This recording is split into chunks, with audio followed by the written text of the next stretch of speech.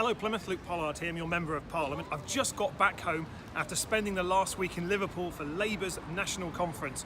It's been a fantastic week where we've announced new policies, we've had great discussions about the issues that are affecting not only Plymouth but the UK as a whole. And there's 5 things I want to quickly tell you about that we learned from Labour Party conference. Here goes.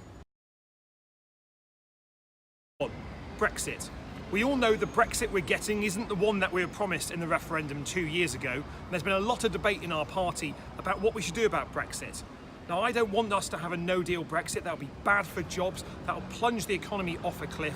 That's why Labour's new position of demanding that we get a decent deal from government. If there's no deal from government that we can support, we want a general election. And if there is no general election, then all options, including a people's vote, where Remain is an option, should be on the table.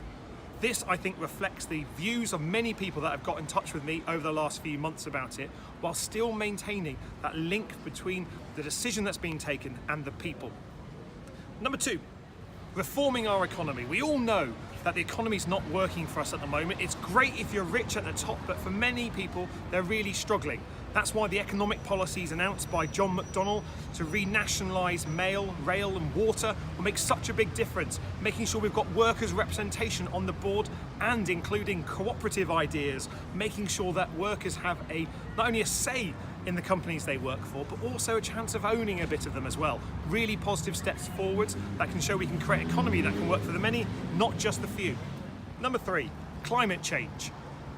As part of Labour's shadow environment team, I know just how important the fight against climate change is. That's why I've been so pleased that our policies that we've announced this week at conference have put fighting climate change at the heart of Labour's economic agenda.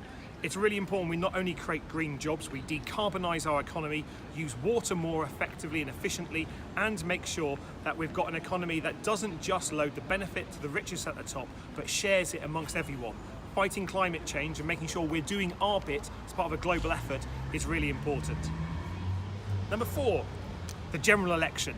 I want there to be a general election as soon as possible. We need to kick this government out. They've run out of ideas and they're unable to get us a good Brexit deal. That's why I want there to be a general election. Could be next month, could be 3 months' time, could be in 2022. Whenever it comes, we need to be ready for it.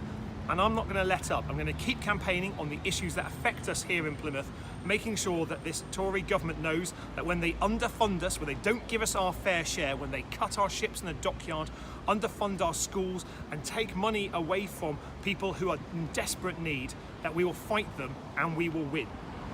Number 5, it's all about Plymouth.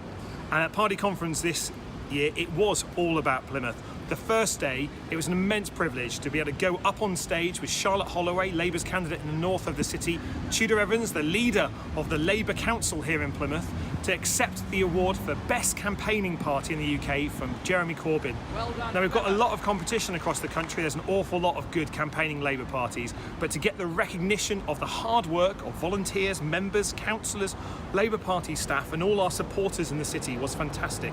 We're going to keep up the good work. There's an election coming next year for sure in terms of local government. Plymouth City Council have elections where 1/3 of the councillors will be elected in 2019, and I'm going to be campaigning to make sure that whenever that general election comes, we not only have 1 Labour MP in Plymouth, we have 2.